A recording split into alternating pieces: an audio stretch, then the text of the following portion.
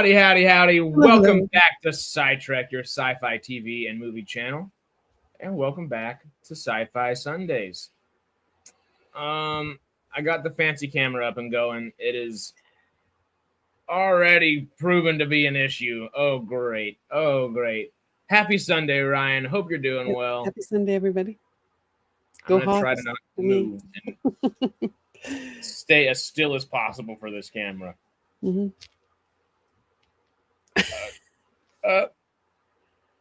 We're kind of there, almost there. Okay. Well, today is a big Sunday of the year. Got the blue light filter. That's what it looks like, yeah. Kind of, yeah. Honestly, I might even just take that filter off to see if that helps. Just do the original intent here. Yeah. Oh, I think, Monk, you're in the phone one. Yeah, you're on the vertical one. So who knows? There are people in both streams. Yeah, this is already a little wonky. Hold up. I'm going to just go ahead and take my video out for a second. We'll just get going for a few seconds here. You know how we got to start the week off, even though it is a special week of the year, Oscar-wise. There's things going on, and not only Oscars. There's Razzies out there, too. And I know it's not fun to celebrate the worst films of the year or anything, but, you know, acknowledgement is not necessarily aggrandizing on one of them or not, you know? Yeah. So we're going to have fun with that one way or another. Monk's with you, though. He said, let's go, Hawks. Yep. Let me double check real quick. I'm going to try to switch my camera over to just a regular one of these. Yay. We're moving. We're grooving. We're good. Yep. Cool. All right. Yep. Okay. Got to find my place again. 12's 12's got to represent. Yep. Maybe the Stargate portal's just active off screen. How'd you know? Don't tell people, man. Come on.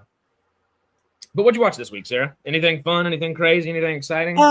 I've been going down kind of DS9, really starting to get to the point, you know, where it's getting where it's getting good. I watched this documentary called The Russian Five. It's a hockey documentary about Russian players for the Red Wings. Anyway, it's a good documentary. Tried to watch Pluribus, but there was like technical glitchy things going on, so I couldn't watch it. That happened to me once this week too. Yeah, where it wouldn't play it or whatever. Yeah, there's things I intended to watch, but I didn't get to. I really want to get Pluribus done as soon as possible. Yeah. And I'm gonna be starting Atlantis, I guess, here. So this week, hopefully get one up this week. So yeah, you, Chazz, and I have a task ahead of us for right there. Yes. Monk said he saw the Nuremberg film. Russell Crowe is great, and Rami Malek has some great scenes with him. Everyone keeps saying Russell Crowe did one of his best performances in years for that movie. I don't know how interested I am in making myself sad and watching Nuremberg and things about Nuremberg, but yeah, not a great topic. Sometimes the best art comes from the greatest suffering, you know, and that kind of is case in point there. That being said, one thing my roommates and I watched this week, which I've been meaning to watch for years and just been putting off, always heard good things about it, but we watched David Lowery's The Green Knight. And that is a mind blast of a movie.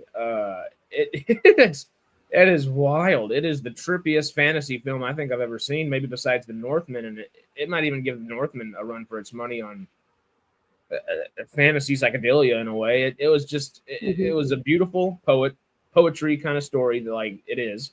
Sir Gawain and the Green Knight. I have the J.R. Tolkien translation on my shelf, and I put it on the actual fancy pedestal of my books for this week because I had the movie on this past Monday, of course. And all three of us were just blown away. Good show, Green Knight. Green Knight is phenomenal. I started thinking about Pluribus as I said that. I did try to watch Pluribus, but like you said, it just wasn't working on Apple this week. I have an episode and a half, I think, left of it. And I'm itching to finish it. Hope all is well. Yes, we're gesturing and coining along. Yep. Oh, Silverado. I see. Oh, for the first time. No way.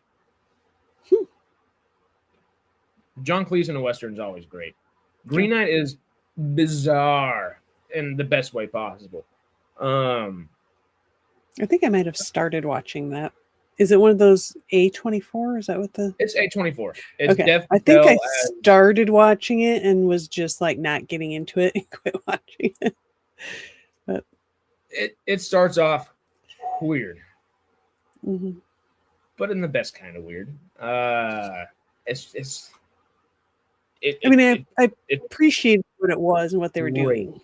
I just wasn't getting into it, It's Arthurian legend done in a not necessarily a modern sense, even though there's definitely modern kind of sensibilities put to it.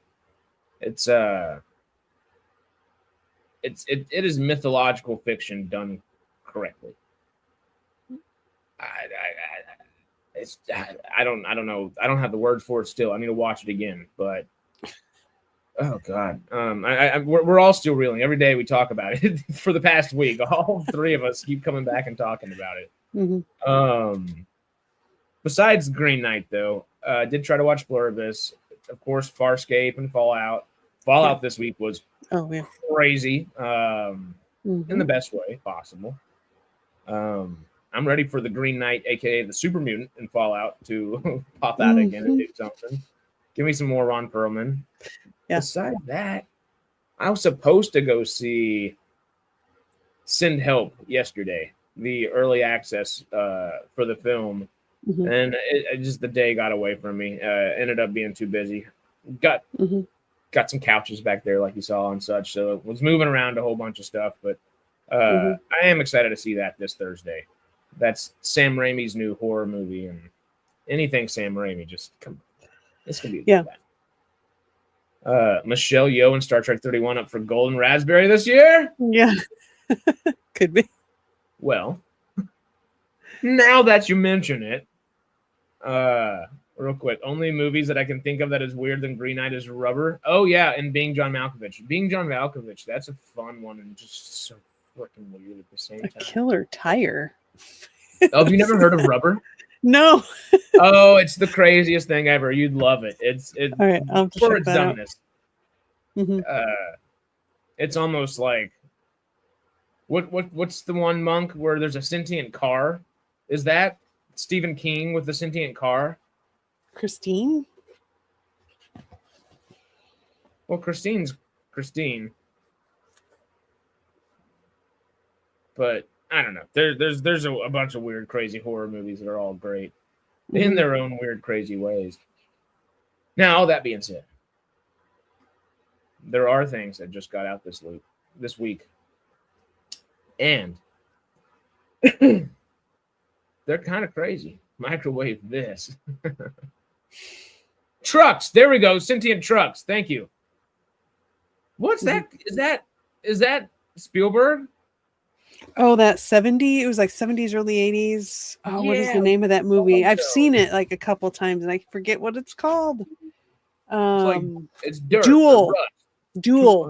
I think it's Duel. Duel. Yes. I think that's what it is. Yeah. I'm pretty positive that's it. Oh, yeah. Okay. Yeah. There's some, I don't know. I love all that weird stuff. Talking about some weird stuff. Truck sounds like a Back Christine remake. All right, let's zoom this thing in because what were you talking about a second ago there? Oh, yes. Section 31. Yep. Before we jump into our beloved Oscars, we'll jump into the Razzies. Where are they? The Razzies. Let's see if we can get back down here. Did we do it right? Nope, we're a little off kilter. Over here. Over there. Boom. Okay. Worst picture of 2025. And of course, just to reiterate it again, we're not just here to tear down films or anything like that. This is appreciating and acknowledging that things were not as good as they could have been this year. And these are the films that fit that. And hopefully those filmmakers get back on track after this, you know? Because hell, The Electric State, #1 right here, nominated for Worst Picture. You know what those directors are doing this year? What? Avengers Doomsday. Maybe the most anticipated film of the decade as of yet. Not for me, but for some people. I don't think I know, maybe you're just being sarcastic. But well, no, I think it actually is probably the most anticipated film of the decade right now. I can see why it is for some people, yeah. I don't think it has the wide berth that it had prior. No. To Endgame and in the years since. Oh, yeah. There weren't enough lens flare for it to be Michael Bay, apparently. Oh, no, which one? Alex? Sentient Trucks? Michael Bay, I see. I'm with you now. Transformers. I can't wait for Sarah's out-of-theater review for Doomsday. Guess I'll have to do that now. Walk out and say, that was fun. Yeah. But it was dumb, or whatever you end up saying. Yeah. I've only seen one of the worst pictures, luckily. Let me guess. It'd be Section 31. You wouldn't have seen Electric State, huh? So out of these, let's just go ahead and read these off and see which one we're thinking about. Because worst picture for Razzies this year, nominees are The Electric State, Hurry Up Tomorrow, Disney's Snow White, Star Trek, Section 31, and War of the Worlds. Do you know what I do find disappointing about this list, though? 3 of them are sci-fis. Oh, yeah. We've gotten good War of the Worlds before. If they wanted to revamp it for a new generation and do something crazy with it, that would have been cool. Yeah. And that was the original intent. With War of the Worlds, I appreciate what they were trying to do. It's an interesting idea to try and do like a Zoom call movie or whatever it was. Yeah. They just didn't execute it well, but I think it was an interesting concept that they were trying to do. So I appreciate that. The movie itself wasn't great, but I appreciate the trying a different concept. Me too. And the concept was originally supposed to be a lot more intensively done. The studio kind of got cold feet and backed out of the, I think they called it the vision of the original, the original intent and vision of the directors. That kind of got stripped back and said, all right, studio's going to take over some of this. So War of the Worlds could have been great. 'Twas not. Yeah. Star Trek Section 31. I did not put myself up to this. And I am glad I have some time before I get to it within watching chronological Star Trek. The best way to watch it. But it was very bad. Yeah. Does anybody in chat have anything good to say about Section 31? It was very cringy. I don't know if, gosh, I mean, Michelle Yeoh, I don't think was even that great in it. But I know Jay really likes her, but I'm not a huge fan of hers, really, of her stuff. I mean, it's okay, but. Yeah, and I don't think she was really, it was kind of, it felt like a little bit of phoning it in for the Star Trek movie also, but I'm with Jay on being Michelle Yeoh's just one of her biggest fans. And with that being said, I don't think her and specifically her agent, I don't know if she got a new agent within the last 5 years or not, but everything after Everything Everywhere All at Once has been pretty cruddy, for lack of a better term. And it feels like you just said, it feels like she's just kind of phoning it in. Part of that is she's not necessarily the strongest English speaker in the world, but that doesn't keep people back from doing amazing roles as well. Everything Everywhere All at Once got her a freaking Oscar because, hey, we understand the sensibilities of the actors that we're working with, and we're going to work towards those sensibilities and make sure that they do the best possible. Right. I don't think the director, I think the directors of much more that she's been working with and the producers she's been working with recently are just so excited to work with her. They're not trying to put her and her best foot forward. And I do feel bad for her in that sense. She did a bad Netflix movie, the School for Good and Evil or something like that. Right. That was awful. Wicked. Isn't this both the Wickeds? I haven't seen the second one, I guess. Right. She's in that too. Yeah. They're not bad movies. That's for sure. Is she one of the witches? Actress. Yeah, she's one of the school teachers in Witches, and she's the worst actor out of anybody in the entire film, hands down. both ones. Yeah, and that's not. She's too good for that. She's literally an Oscar-winning actress, and she is having. Hey, I like Bowen Yang, but like. She's having SNL people come around and just walk circles around her acting wise.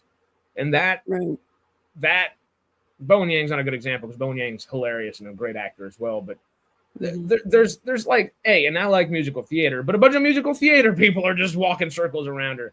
She can't sing, and it's not like the dialogue that she's given is tuned for her. And I just think it's given her the biggest disservice. And obviously the way people reacted to Section 31 wasn't helping anything on that note. No, I wonder if that hurt her. Oh, I think it really has. I think there's no way her career in the last 5 years. I mean, think about it. She did the Netflix Blood Origin Witcher thing. That before the Rat thing that they just put out was the worst rated Witcher project that's ever been done, and one of the worst rated fantasy projects on Netflix that's ever been put out. Yeah. It's just been a bomb after a bomb after a bomb after a bomb after a bomb after a bomb. Right. She had Crazy Rich Asians and then Everything Everywhere All at Once, and everybody went crazy. And rightfully so, because she's amazing in both of them. And I don't know if it's her agent or if it's her ability to choose roles or what, but something's up. Yeah, The only film that probably upset people more this year than Star Trek Section 31, though, working our way up this list right here is, Disney Snow White. And you know what? I don't think it actually upset many people as Section 31. But, Section 31 had people actually trying to watch it. Right. The people that saw Snow White said, okay, those reshoots helped. It was not a good movie, but the reshoots helped.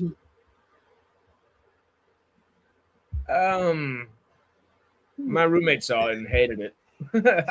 Yeah. You hear all these bad things about it, and I'm just like, okay. And just a lot of people leaning a lot into the politics of it. We'll just leave it at that. Well, yeah. Seem to kind of ruin Rachel Zegler and Gal Gadot leaning into their own personal politics didn't help. Yeah, I mean it's just supposed to be a simple fairy tale for kids, and it just became like something else. Lucky. Yeah. But no, it but I didn't really see it, so I can't say. But Hurry Up Tomorrow, though. That's the Chris Evans one. Actually, I'm pretty sure. Oh no. What I'm trying to remember if I've seen. What is the premise of this movie? Psychological thriller. The premise. Let's see.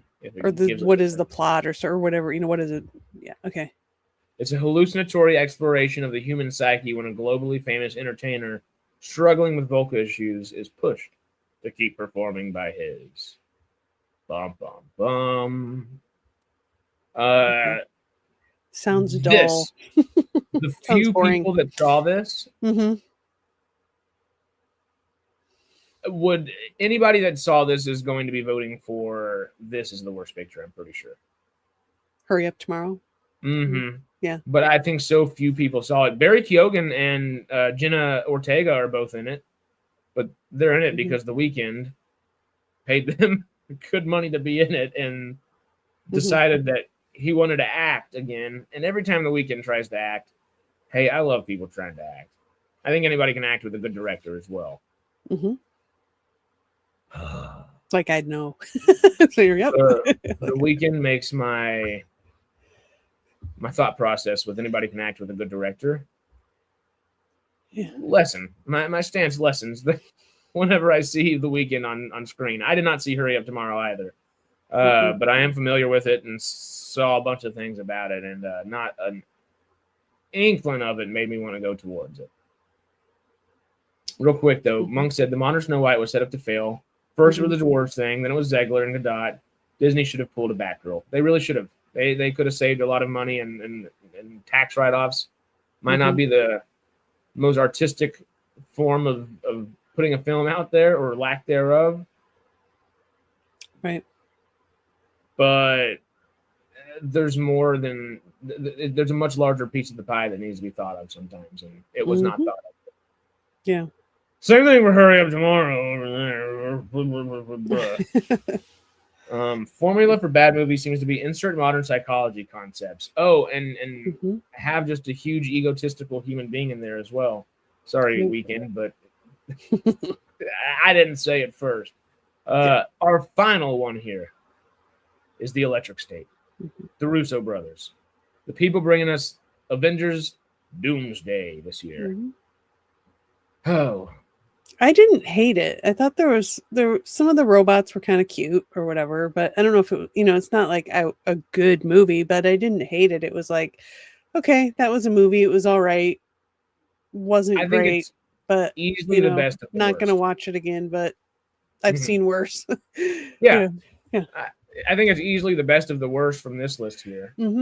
Oh yeah, for sure. It's just the definition of a film that the entire time you're watching it, you're just thinking, this could have been done so much better. It feels like a missed opportunity in a lot of ways. And like they should have really leaned into the robots thing, any of it. And it just seems like they made it bland, like somehow. I don't know how to say it. Like, it was just meh. Yeah. And it's like it should have been more interesting. Monk and the Fridge Lamp have asked the same question. Have the Russos had a good film outside of the MCU? Outside of Marvel, has anything the Russos done been successful? Successful? Yes. The Gray Man was successful monetarily. I don't know if the critics and the audiences would say it was super successful. I like The Gray Man. I think that one's okay. Was that Chris Evans, right? That's Chris Evans. I remember wanting to see it, but I haven't yet. I have to write that down. It's Chris Evans and Ryan Gosling, and they're fun. They're fun. It's a fun movie. It's a fun action movie. It's not a bad action movie, but it teeters on moments of being a bad action movie. I enjoyed The Gray Man. I've read the books. Good movie. I'm with you, Tony. Overall, I enjoy it. It has moments that teeter, but Gosling and Chris Evans are talented enough, and they bring enough to it, and the surrounding cast as well. And Ana de Armas. That's right. It's a fun movie. Now their other ones have not done too well, and I don't know if they're going to be able to make a movie outside of the MCU that does well at this pace. Right, wrong, or indifferent. They can make very serviceable action films. Yeah. And then they get with the MCU and make some magic, but it just feels so pigeonholed at this point. It's interesting. I don't envy their position at the moment. All that said, chat, Sarah. What would I? The worst pick. Golden Section 31 for me. I haven't seen Hurry Up or Snow White, but Section 31 I think is like I think I would vote that the worst. I think War of the Worlds is kind of boring, but interesting concept. My vote, I'd have to go with Star Trek Section 31. Okay. I'm going to go Hurry Up Tomorrow, but I think Star Trek Section 31 and War of the Worlds are B and C, like right behind it. If I had to guess, you know. Yeah. But hey, chat, what are y'all thinking? Anybody in particular? While we move on down to, oh, come on. Get the ads out of here. Get the ads out of here. Oh. Nope. Nope. Why is it still doing it to me? There we go. Does that appear fine? Cool.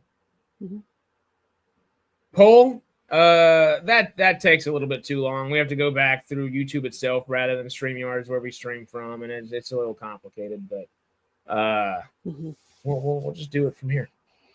We'll do it from over here. We've got section 31. Monk said not seen any of the films. All right. I've only seen 2 of those. In the Lost Lands, I've never even heard of. In the Lost Hurry Lands, Tomorrow, we just talked about.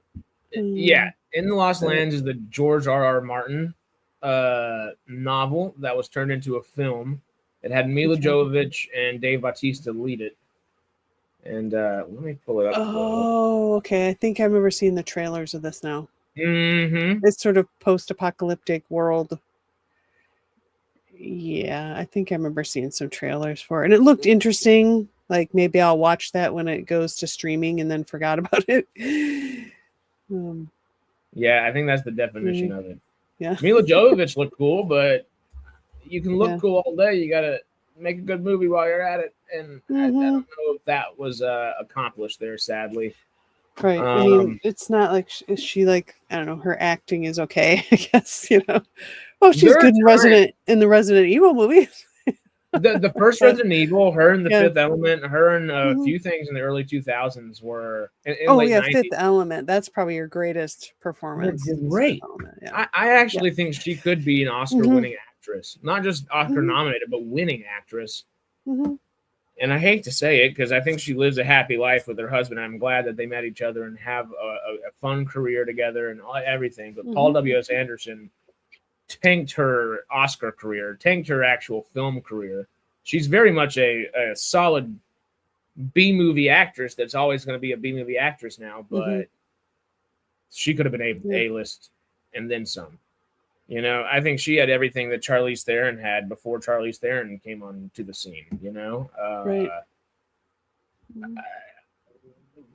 And Paul W.S. Anderson, he's made the occasional good film, but God, husband and wife don't have to work together every time. Sometimes let her go make a good film.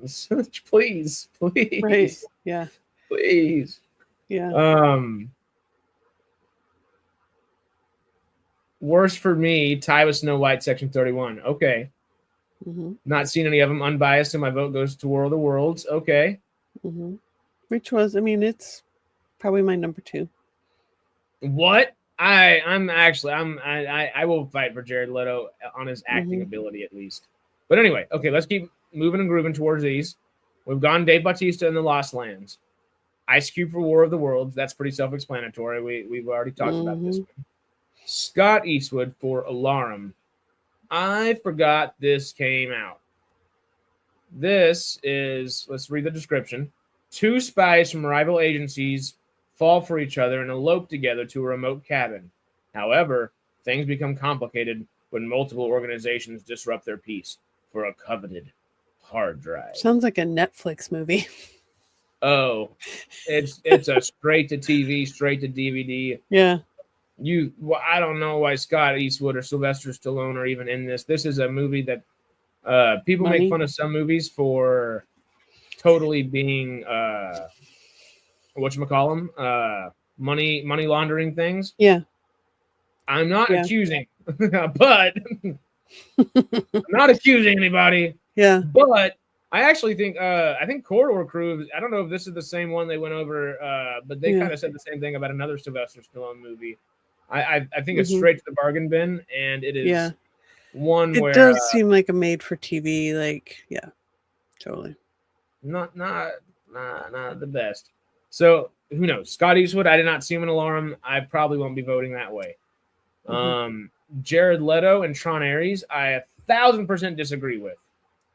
Yeah, I thought he was fine. I mean, I think he was just Jared Letoing it. It's just the way he was just doing his thing. Also, it was kind didn't of think perfect. it was. Yeah, I thought his acting in the movie was actually perfect. yeah, because he's not supposed to really be. He's not a human, right? Yeah. I mean, he's human form or whatever, but yeah. The closest thing I can correlate it to is Evan Rachel Wood in Westworld, playing another AI robot in the real world, and I thought he would have fit in any episode of Westworld. I thought he did perfect. I think it's a disservice to have his name on this list. I think there are roles that Jared Leto should have on this list, but Sean Aries is not one of them. Right. Aries is not one of them. Don't think Jared Leto can act. Dallas Buyers Club, Lord of War, etc. I can go on.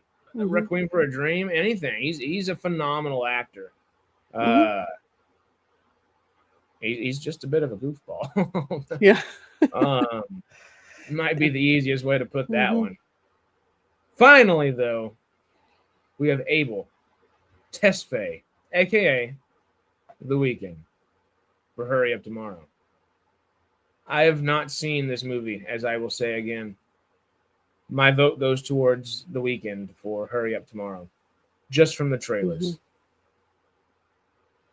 And from what I've heard from people, but mostly just from the trailer. Out of all of these, y'all, Sarah, who are you thinking? Just kind of going a little bit on gut feeling here because I've only seen 2 of these. I'll go with The Weeknd because it seems lots of times that, I don't know, musicians don't always become great actors for whatever reason, it seems like. So sometimes it works out. Yeah. Hey, what's his name from One Direction? Harry Styles. I was like, Harry something. Harry Styles ended up being a decent actor. It happens. Yeah. It didn't happen with The Weeknd. No. It did not. Quest! Hey! This is a Quest mug. Quest RRC mug right here. I like that. Except for I really do like this mug. So many travel mugs and travel mugs and water bottles. It's ridiculous. So I can't buy another one. There it is. Melvin, you got the link if you want to come hang. Billy Bob Thornton, musician. Oh, well, was he? I'm talking about where their primary thing was being a rock star, a pop star, whatever, and then went into acting. Because there's a lot of actors that are musicians as well and are talented in both those things. But isn't one of the Jonas Brothers in Dunkirk? Yeah, I think maybe not Dunkirk, but Nick Jonas is in some war movie or 2 or 3. I own Dunkirk and I've never seen it. I feel bad about it. All right. Maybe I was wrong, right? Ariana Grande. Okay, there's a bunch. Yeah. Well, I think some of those you forget that they're like pop stars or whatever. Yeah. Oh. Katy Perry though. I don't know. Yeah. All right. So it's a mixed bag. All right. I'll change my opinion a bit. It's a mixed bag. Hey, no worries. Get to feeling better. Lady Gaga can act. She can frickin' act. I'll give her that. Yeah. I gotta see that. Was it Gucci movie or whatever it was? A House of Gucci with her and Jared Leto in it. That's one that I think he's getting that goofball reputation for. And in recent memory, he hasn't chosen all of his roles very well. And, he's kind of started a cult and all the other crazy things going on. So I understand the trepidation of Jared Leto. I don't disagree with it. But I think I can separate that in my mind whenever a great performance is there. And I can acknowledge it when it's not. Morbius. But what was that? As long as we don't have to think about Morbius any longer. But chat, I think we got... Chat's telling me I'm wrong. Then maybe they're half right. Oh, Mandy Moore and Justin Timberlake. Okay. Yeah. Moving and grooving. All right. That being said, I think it's looking like these two are our leaders here. And Jared Leto got the what would you call it? The honorable mention. That's the word I'm looking for. I was like, where am I going? Better start groveling then, Monk. But I had to choose something. Oh. It's always Morbin time. It's always Morbin. Oh God. Worst actress. Here we go. I already know what my vote is. Oh wow. Ariana DeBose in Love Hurts. Oh, this is an Oscar-winning actress. I tried to put Oscar and actress together there. That didn't work. Love Hurts is the movie with her, and she's Ki-Hai Kwan's love interest in this movie. I love both of them as human beings and artists, actors, so on and so forth. Ki-Hai Kwan, short round. He's our guy. Everything Everywhere All at Once brought him back to us, and he is the man. Who in their right mind thought him and Ariana DeBose were going to have on-screen chemistry together remotely? Sure. Did they not screen test them first? Maybe. Apparently not. Are you familiar with Love Hurts? No. It sounds familiar, but then the phrase "love hurts" is pretty common. This one, I don't know if y'all remember the trailers or not. I have not. Was this like a Netflix movie? It looks like it. Might as well have been. Or this Amazon or whatever. Streaming. She's awesome. But she also just had a bad role in Kraven the Hunter as well. I want to vote it as worst just for those posters. Stupid. It was bad. My roommate got back from it. I never saw it, but my roommate got back from it. The one with Marshawn Lynch. Hey, speaking of Seahawks. All right. Well, I'm glad you have those quests. Good. Rebel Wilson, I can understand that. Yeah, Brightheart did not look good. Natalie Portman and Fountain of Youth. Take Natalie Portman off that list. She's too kind to do anything wrong. Natalie Portman, that was a phoned-in performance. I definitely feel like there's worse performances this year. Hey, I was about to say Rachel Zegler and Y2K, but Rachel Zegler and Snow White, honestly, would be the more appropriate one, I think, right here. Yeah, I don't know. Fountain of Youth. I didn't actually finish the movie. I didn't get through the movie. It was just so milquetoast. But milquetoast is different than bad, you know? I don't even think Electric State should have been on the worst films of the year list just because it was much more milquetoast than it was bad, you know? Yeah. It was just bad. Some of these you just have such high expectations that badness level raises so high as well. And I think that's kind of the case here in Fountain of Youth and with Electric State. But hey. Yeah, it was just a wannabe national treasure. It tried to be National Treasure and it tried to be Indiana Jones at the same time. And I did watch that. Oh my gosh, it just totally came back to me. I watched that. I did watch that movie. I didn't hate it. Realm of both, but you can't be both. It's an either or, and pick the lane to run in and make it your own. But those are inherently separate. You know, I don't know. Yeah, it was a poor man's And then, of course, Mila Jovovich in The Lost Lands, which we just saw with Dave Bautista. But then, of course, sadly, I hate to see her name on here still. We already said it. Oh, Michelle. Miss Michelle Yeoh. Star Trek Section 31. That's my vote. She was not. I don't think she was good in that. Again, I'm not like a huge fan to begin with, but yeah, she was pretty bad. Which may have not been entirely her fault. with the material she was given, but still. Okay, Monk's cast his vote. He said give the Razzie to Rebel Wilson. I'm gonna go Michelle Yeoh. I feels like again, I haven't seen Star Trek Section 31, but just from what y'all have all said over time and just hearing everybody more and more as these months go on since, it feels like the culmination of all the bad choices her and her agent have been making, and her manager have been making to get her booked. And hey, she's been working, she's been making money, but God, do something good for your soul again, please. Like, yeah, sheesh, it's gotten bad. Crouching Tiger, Hidden Dragon 2. No. Like, legacy sequel. I mean, honestly, I wouldn't be surprised. And they're going to do it completely in English, and it's going to be awful. Yeah. I mean, they could do it, I guess, Next Generation, and she's like some, wise one that's teaching someone the stuff or whatever. I don't know. Who knows? It's been a long time since I watched that movie. Broken back, hidden Komodo dragon. I don't know. I was trying to find a different name. It wasn't working. Yeah.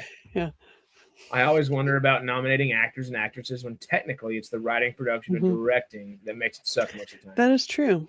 Well, no, I was just thinking about that, actually. This is why.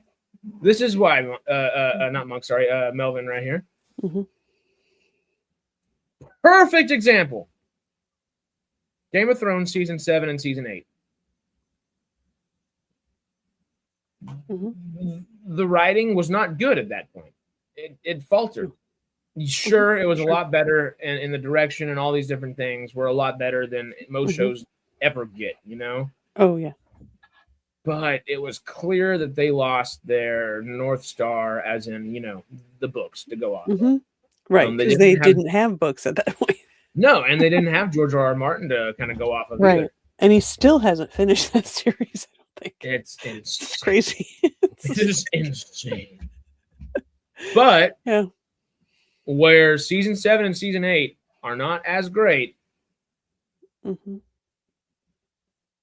damn, the actors give it their all, and they make, pardon my French, but some pretty shitty scenes at least decent to good. I agree. Season 7 and season 8 of Game of Thrones, I think, are still better than most seasons of any other TV show, almost just because of their acting. Not because of the writing and all that at that point. Right, yeah. But because of the level of acting and the context that there was there helped a lot there as well. Yeah, they kept that at the same level through the whole series, which is good. Yeah, the acting is phenomenal up until its final moments. And it's wild saying that with how bad some of the final moments are. Best season ever, as Amelia Clark said. I love that quote. The way she said it too is just, ooh, we're getting ourselves into something before this season. Yeah. Yes, we did. Michelle Yeoh in The Mummy 4 Emperor got his grove back. Her? That one's a serviceable. She did just fine there. If you want her to be cool action movie star, that's the way to do it.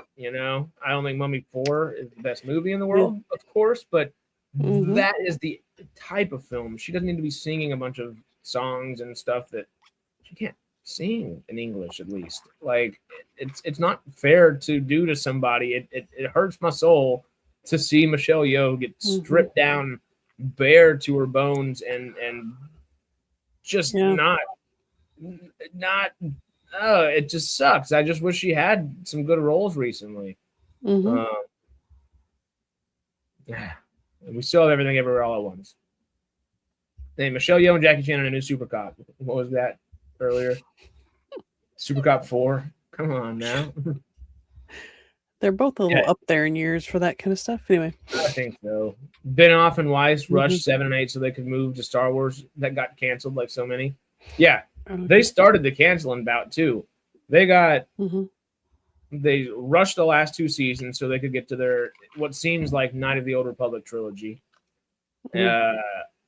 to get the ratings and reviews they did for the last 2 seasons, to get fired by Disney and not allowed to make those.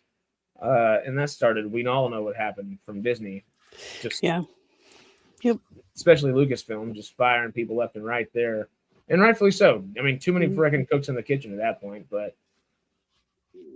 at least follow through with something. I'm just so curious where the direction the entertainment industry is going to go. Just like so up in the air, it seems right now. Did I hear something about another Rush Hour movie? Apparently. And I don't like the way that it was kind of ordained and doctrined by the president, but also give me another Rush Hour movie any day of the week. I think I saw maybe the first one. I'm sure I saw the first one. I don't know if I've seen any of the ones after that, though. Maybe the second.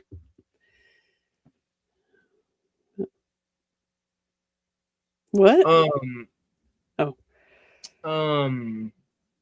I might have to give you my login for Fandango so y'all can have a whole trilogy day of it, because it is necessary.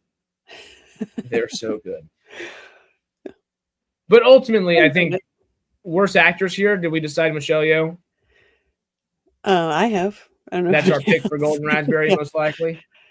Because I guess really it's who we think is going to win versus kind of also who we want. Or who we would not want, I guess, as worst actor, but who we expect from the performances that were given. Now to go down, worst remake, ripoff, or sequel. Woo! I know what we did last summer, Five Nights at Freddy's 2, Smurfs, Snow White, and War of the Worlds. I know we ran through those fast, but they're all so bad. Let's just keep moving, right? Yeah. I'm kidding. No, I don't even know what to pick there because they're all. I've only seen one of those. So, Monk, I almost want to say Snow White, but I think War of the Worlds is worse because of the Snow White got helped by the studio coming in and saying, "Hey, we're gonna add those 7 human beings back in it instead of we're gonna add the 7 dwarves and the 7 human beings. We're gonna do some reshoots." And let's make Zegler's character a little bit more, down to earth. And it seems like ultimately people didn't hate the film; they just kind of thought it was milquetoast. And then a little bit more than milquetoast, I guess. But when people saw it, they weren't as that was the worst thing ever kind of deal. They were more like, yeah, that sucked, but I expected it. Just all the press it was getting before, like. Yeah. Just all the hate and stuff it was getting before it even came out. I think it didn't really have much of a chance. Yeah. Five Nights at Freddy's 2. That I think is just milquetoast. I Know What You Did Last Summer. I didn't see that one either because that one got the worst reviews I might have ever seen. Yeah. That was just a nostalgia one, wasn't it? Where they brought back all the original cast that are all old now and the next generation or whatever, and it was kind of like, wasn't their kids or something? It just seemed kind of like, it just felt very much, I didn't see it, of course, but a money grab, nostalgia money grab kind of thing. Yes, very much so. I think out of these though, the ones that are going to be fighting for this Golden Raspberry here. Because realistically, I'm kind of surprised Star Trek Section 31's not here as a sequel or anything of the sort. Well, it doesn't really qualify, I don't think, as any of those things. Because it's just... It's a sequel to Discovery, isn't it? It's more just like a story in that universe than a sequel, I would say. I mean, I don't know. It just feels like it's more like Discovery. Another Discovery story. It's not necessarily a sequel to anything. It's just in that universe. It probably should have been. Oh, look, they're trying to get me to do Tai Chi. Yes. Still, though, technically, it should be. It's either a ripoff or a sequel or a spinoff, at least. It should be in this category. And I'd honestly, I'd place it there rather than Five Nights at Freddy's 2. You think War of the Worlds deserves this one? I think it's either going War of the Worlds or Yeah. Smurfs. Personally, I would vote Smurfs.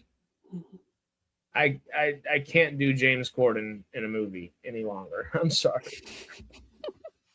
James Corden. I watched the Smurfs cartoon as a kid, but I have not watched any of the movies or anything because I can't bring myself to do that. But Tai Chi, not microwave tea. Alex, are you still here? listen. Rhyming. No more. Mm-hmm.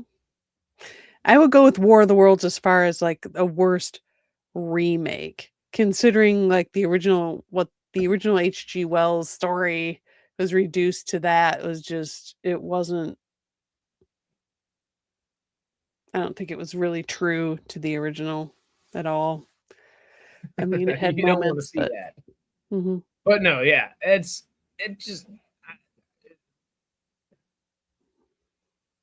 could have. Have you heard what it could have been? Have you heard the director's original vision? No.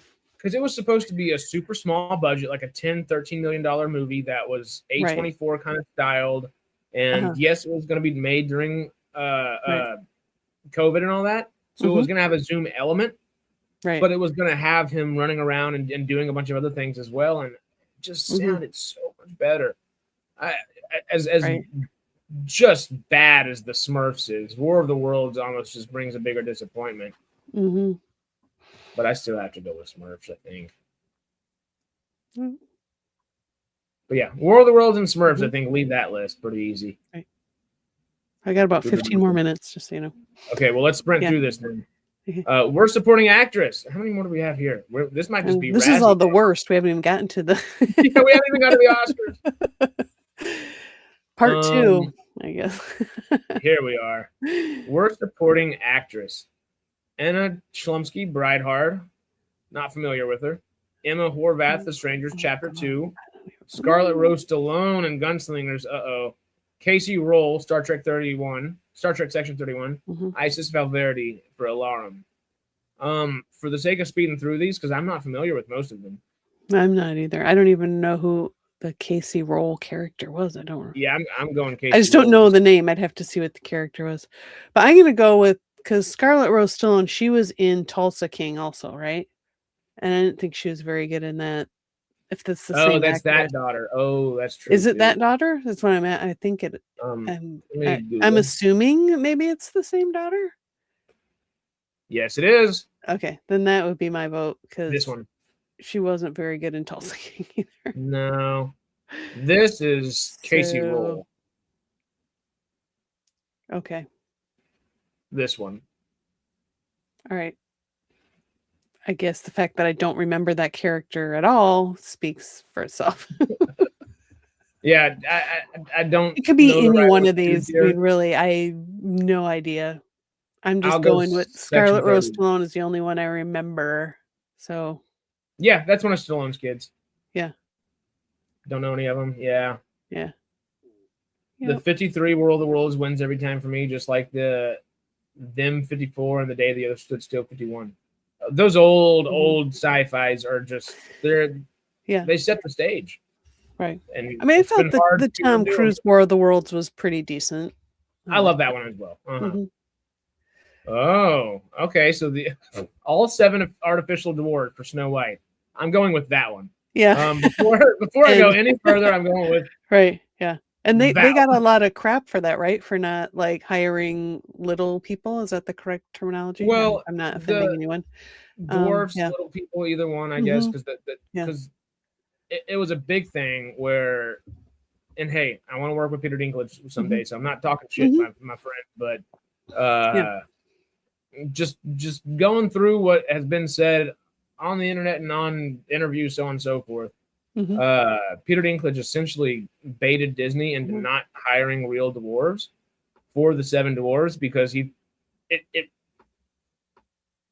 it seemed like he was trying to be, inclusive or so on and so forth, but it was much less inclusive. And overall, the way he's talked about it since then, and the way people have kind of deemed it, and the way the I guess the dwarf community, whatever the correct terminology would be, I guess, in there, they've said that was literally just Peter Dinklage making sure the rest of us didn't get roles.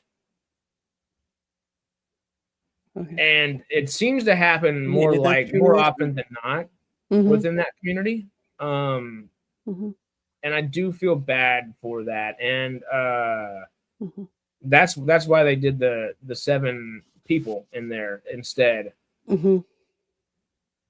And then they brought the dwarves back in CG form, and oh god, Right. you Yeah. know, Yeah. we got what we got. Besides that, though, Yeah. yeah, that's certainly backfired on Dinklage. He has gotten a lot of flack for that recently, Mhm. and rightfully so. Like, you can't be a gatekeeper for an entire community just to make sure you are the one that gets the jobs. He's a Mhm. phenomenal actor. Yeah. But hey, Vern Troyer came first. Like, that, I know that's technically a different disease, but hey, like, Yeah. or whatever the correct wordage, verbiage, whatever is. Yeah, or what's his name? Who is in Willow and I forget. Warwick Warwick Davis. Davis. Yeah. Perfect Yeah. timing. Mm-hmm. Perfect timing. Yep. Yeah. That's an odd kind of discussion point just to think about in world, but hey, like anything, gatekeepers are no fun. No, Let people into the not community. in Community anything. is good. Yeah. Build community, don't gatekeep. Yep. I say that towards everyone. Yeah. Yeah. I mean, That being said, yeah, we think about that with Stargate a lot. So yeah. Yeah. Which would I pick the worst? I'm gonna. Yeah, I'll go with the artificial. I mean, I hate CGI people. It's like just use real people unless there's some real reason a real person can't do it, and even then make it like a CGI of a real person.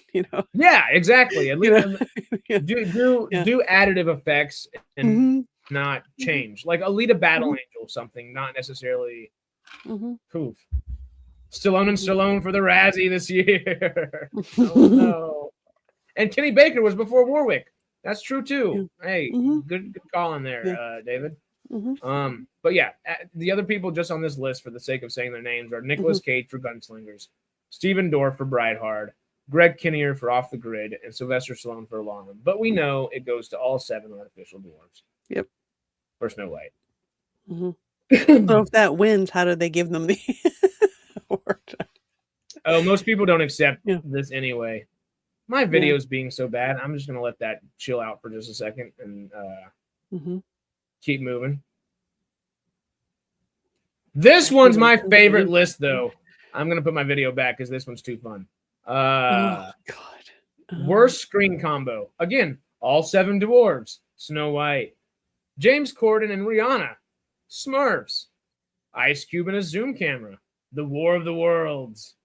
Robert De Niro and Robert De Niro. Has Frank and Vito. All the Alto Nights. The Weeknd and his colossal ego. Yeah, I almost want to go vote for that one just because I like the colossal ego thing. The quintessential answer here is The Weeknd and his colossal ego. Exactly. Or maybe Ice Cube and his Zoom camera number 2. Yeah. I don't know. I think James Corden and Rihanna might beat out Ice Cube and a Zoom camera. This one, when I saw the Razzie list, just made me chuckle. It's too good. It's too good. Well, okay. I know we have a few more minutes left. We got like 10 minutes left, roughly. Yeah, for me anyway. Yeah, before you got to go. We could just cover the Oscar list next Sunday if we want. Yeah. And kind of go through this a little bit, and I can spend a little more time after you got to go, maybe jumping through here. Worst director now, though. Rich Lee, War of the Worlds. Olatunde Osunsanmi for Star Trek Section 31. I said that so much better than I thought I would. I was so scared saying that. The Russo brothers, The Electric State. Trey Edward Schultz, Hurry Up Tomorrow. Or Mark Webb, Snow White. Along with a review of Sentimental Value by Harris. Yes, I will give you that next week, 1,000%. I'm excited to see it tonight, finally. I wouldn't personally, because I know what happened to Rich Lee and the studio took over his film. I don't think I could put him as worst director. The Russo brothers, they just kind of piss me off with their stuff that's not in the MCU. But I don't know if they did necessarily a bad job. It just wasn't good. Exactly. That's kind of where it's at. I think, and same thing with Mark Webb for Snow White. I think that's kind of like Rich Lee, where he's just picking up the pieces. Mark Webb's a talented director. I wouldn't even put either one of their names on here.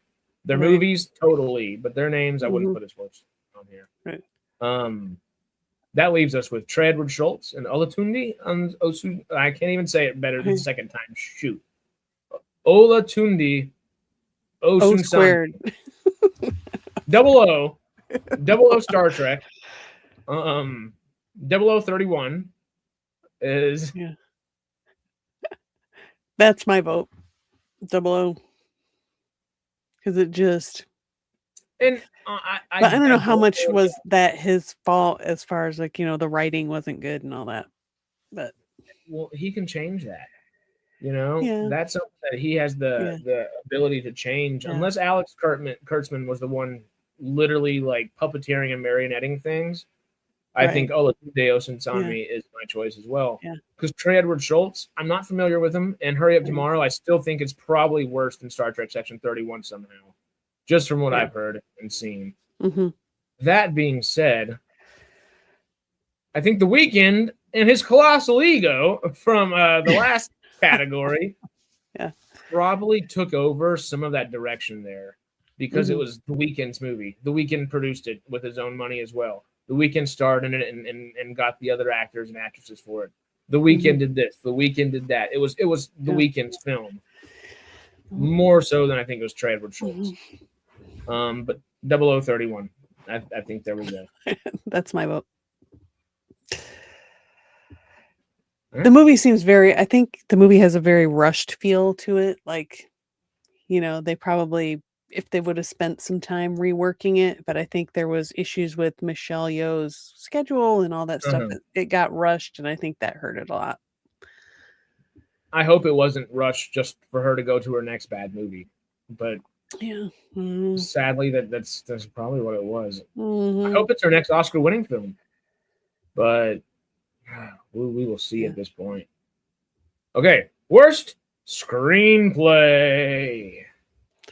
They have a couple extra nominees here. So, give me a happy medium. There we are. Cool. We've got The Electric State. Screenplay by Christopher Marcus and Stephen McFeely. Adapted from the illustrated novel by Simon Stollenhag. Yes, I'm going to read it off of the actual screen and not the StreamYard screen so we can get it a little bit better. Hurry Up Tomorrow. Screenplay by Trey Edward Schultz, Abel Tesfaye, and Reza Fahim. Oh, well, it doesn't make me lean towards his side anymore if he helped with the screenplay. Snow White. Screenplay by Aaron Cressida Wilson and a bunch of others, too numerous to mention, drawing from the original fairy tale by the Brothers Grimm. That movie was just a cluster F, but Screenplay by Craig Sweeney with original story concept developed by Bo Yun Kim and Erica Lippold. And War of the Worlds, screenplay by Kenny Gold, and screenplay by Mark Hyman, adapting or destroying the classic novel. By H.G. Wells. I would agree with. I don't think a film has to qualify for a Razzie theatrical. No, I don't think so. Just be released. Section 31 of War of the Worlds, I think, show that. And Electric State. Yeah. That being said, truly worst screenplay. I'm going to go with War of the Worlds since it, destroyed Wells' story. See, the thing that's keeping they had a story there already. They didn't have to. Well, the thing that's keeping me from going with that is that was not the original intent. That was not the screenplay that got put to the screen. The screenplay that got the screenplay that was there is not what ended up being put on Prime Video, and it's not what was actually there. So I don't know if that's fair to include them in the category even. But again, I understand it. The Brain Pain comes in and says 5-way tie. Electric State. A whole bunch of bad all the way around. Yeah. Electric State just Snow White. Yeah.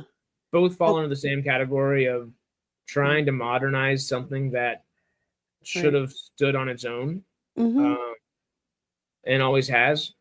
If the Electric State would have focused more closely to the novel, if Snow White would have stuck a little more closely to the Brothers Grimm, even not necessarily like the old Disney fairy tale, but go closer to Brothers Grimm if you want to. There are options.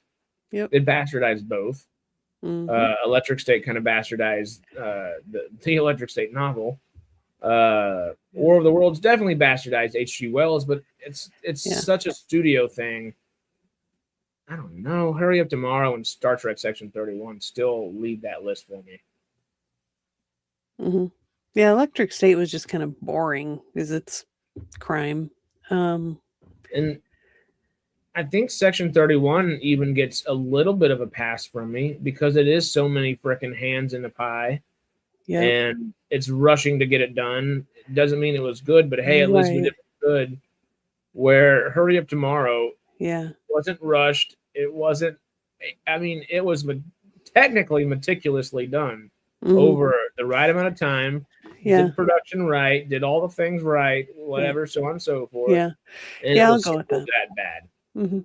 So I think I'm going Hurry. I will go with that, like you were saying. If they had the time to make it, Electric State is just meh. That's its only crime. It's but yeah, Snow White, Star Trek, those are just messes. Yeah, they were definitely all bastardized for sure. Whoo! But then you got Section 31 and Hurry Up Tomorrow. I'll go with Hurry Up Tomorrow because it was supposed to be good, and like you said, it had the time to be good. Where Section 31, I think, like I said before, I think it was rushed, and they were trying to take. I think it was a series that they tried to squeeze into a streaming movie, and it just didn't work. Yeah, and especially with Section 31's case. Is it anything besides the status quo of what people expect from Kurtzman and Star Trek right now? I think it more solidified what people were thinking rather than was some kind of surprise, Yeah, it just, all the people that hated Kurtzman, this just amplified that. If not justified it to a degree, in their minds at least. And I don't think that's a probably healthy thing either, No, but I think that was when the Paramount or whatever was started to turn against Kurtzman, I think maybe it started before that, but that was definitely didn't help. Yeah, it's just, I hope Star Trek can get their ducks in a row here sooner than later. Yep.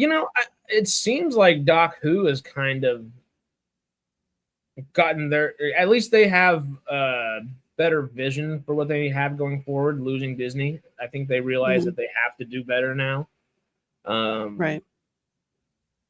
I don't know if Star Trek's realized that yet, but it seems like they're on the cusp of it, maybe.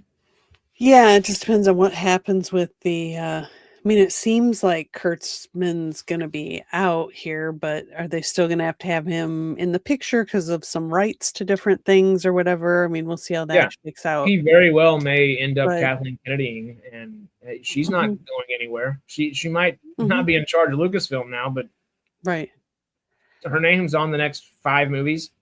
Well, I guess there's 5 movies scheduled or 4 movies scheduled, and her name is on all of those. But after the fact, her name is still going to be on those movies.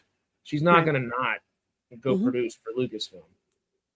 Right. It's the people she's been making movies with for 50 years. she's not going to stop today. Yeah. Unless she decides to truly retire, you know. But I think Kurtzman might be in that same pocket where if they continue on with the things that he's done, his name's still going to be on everything in the next 5 years. Simply as a producer, sure, but he's still going to get credit. And he's still going to get some cash. Yep. Paramount's realized it. Kurtzman hasn't. Okay, interesting. Anyone with common sense is a convert, or they have something wrong with them. Yeah. Well, where is the sale at anyway? With Paramount was it, or whatever was happening there with? Oh, that was something different. Never mind. Right. Well, just to wrap up these Razzies here, nominations by film: War of the Worlds wins with 6. Snow White, is tied with them for 6. Yeah. Section 31 and Hurry Up Tomorrow are tied for 5 at second place. And Electric State is third with 3. Alarum had 2. That's not far behind. Out of these,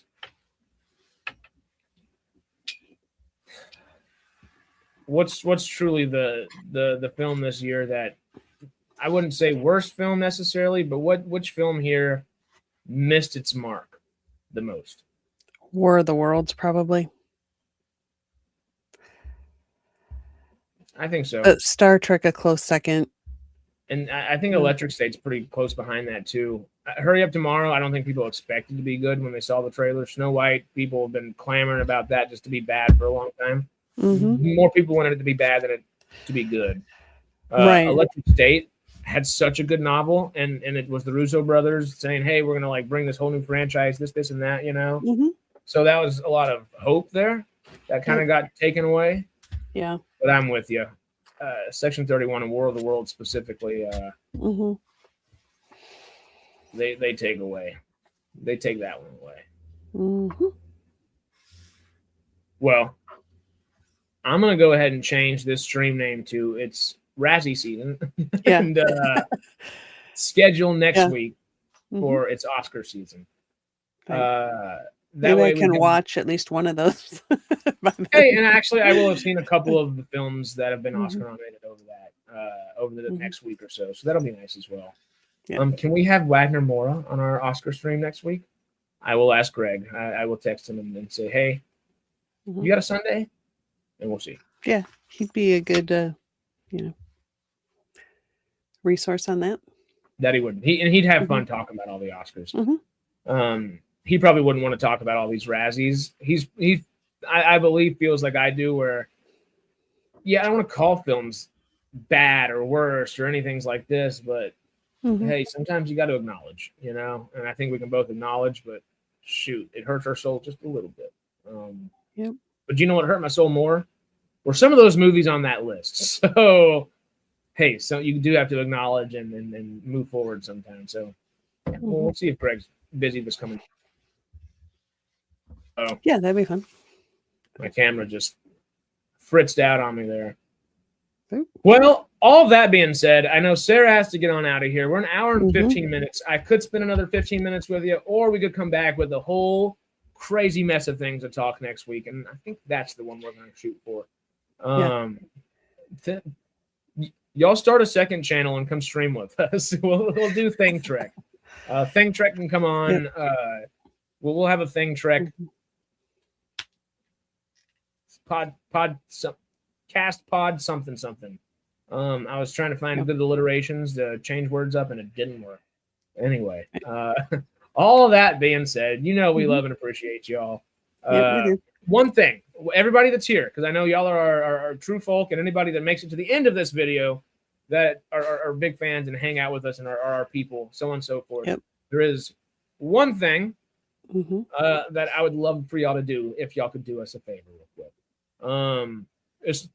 If you ever want to, Patreon and memberships are always a thing. That's not what this is.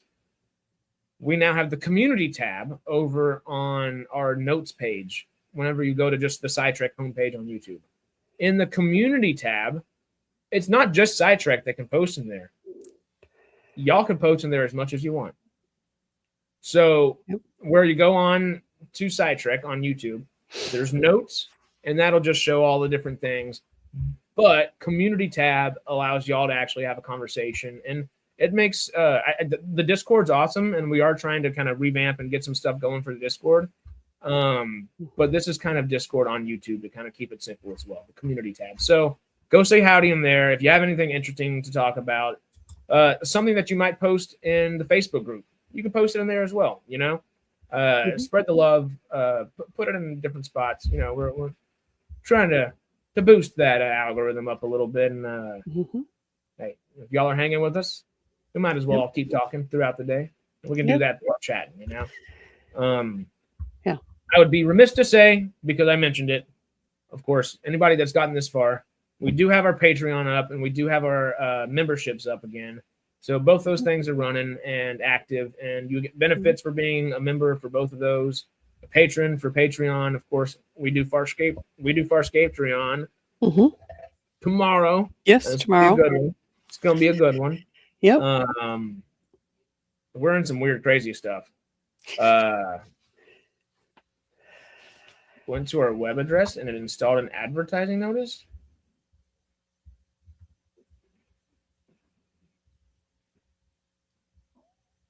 Do we have a website? I should know that. We did. Well, I haven't looked in SciTrek, in like YouTube, or like the old website, because the old website, it's not on the website, it's on YouTube itself.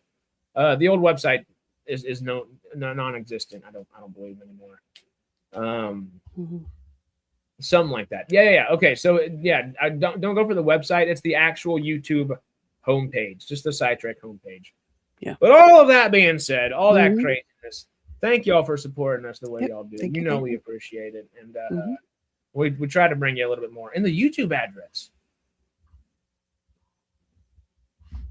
Huh. Let me try. So it's not even letting you get to the channel? Where's the go to channel? I'm pulling it up.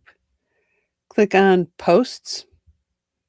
Yeah, I can actually show right here as well. Yeah, it comes up for me. SciTrek. Yeah. And we go to visit community. And there you go. There's top creator posts. So, you know, if SciTrek's posting, or newest. And newest is some of these things. So, yeah.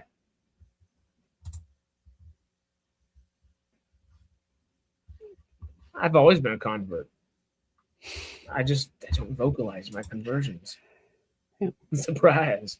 I can't quite remember. Okay. Well, hopefully that kind of helped you get there. Because it is a little bit funky.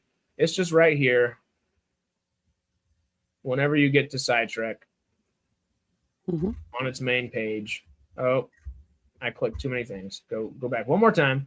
Right here. It's that visit community right here. So yeah. All right. Again, love and appreciate. Thank y'all so much for supporting and hanging with us. We will be back tomorrow for Farscapetrion. Yes. Sarah and I.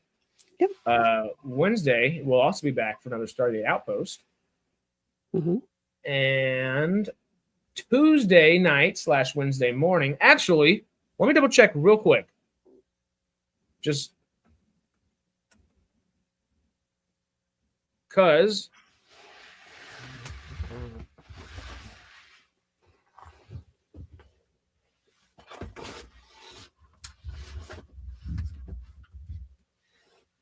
what time is? Oh, okay. Okay. Well, this is something different. Essentially, what I was just checking there, because they were reporting that episode 7 and episode 8 of Fallout were going to drop at 6 p.m. Pacific Standard Time. Oh.